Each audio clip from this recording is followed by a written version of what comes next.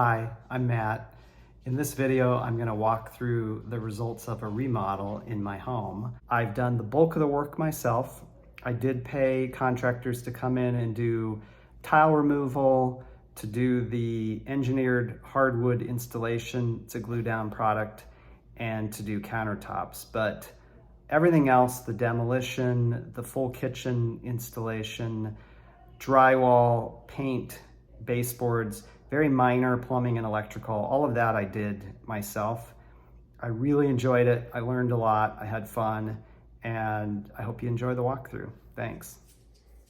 This is the kitchen, and this is the room that really drove the whole remodel. We had a few objectives. One was to get more workable counter space. We had very little in the past. We used to have one of those double level islands, and it just didn't have a lot of usable counter space. The second was more storage and more functional storage. And third was aesthetic, to change the look of the room. And I think we've accomplished all three. In terms of counter space, by creating this working island instead of an island with seating, which was a trade-off, we got this huge working counter space. And we also got tons of additional storage on the back here. Everybody's got a drawer. We've got power in here for a charging station for electronics. And we really don't get the clutter on the counters that we once had. And then in terms of storage, we went with some nice pullouts that gave us the ability to get the tall stuff off the tops of the counters. We've got pullouts for recycling and trash. We've got storage for cutting boards here.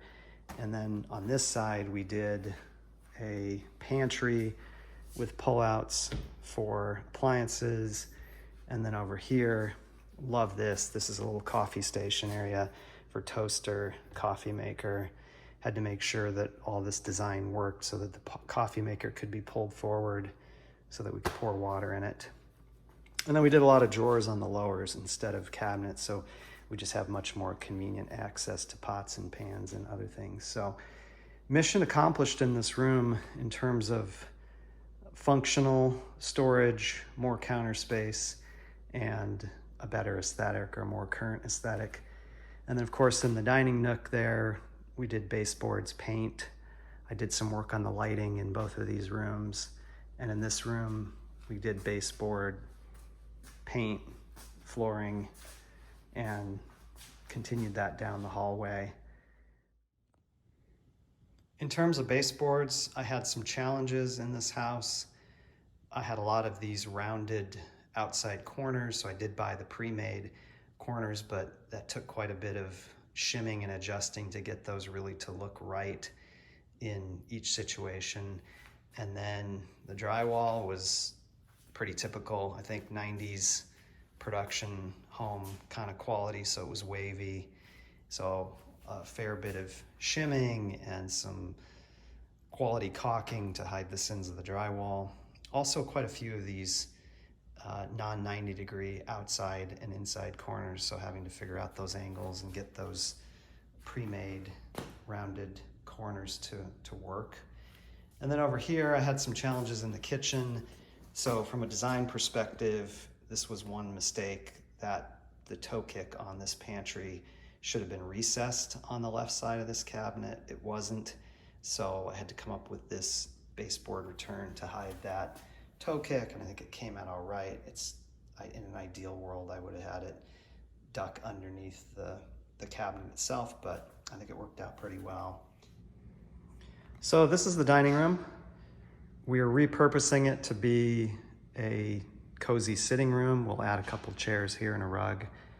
Changes in this room included flooring, baseboards, paint, and then we took out the original chandelier, and I used these Halo 4-inch LED cans that all run off of a single driver, so they're just connected with a low voltage cable.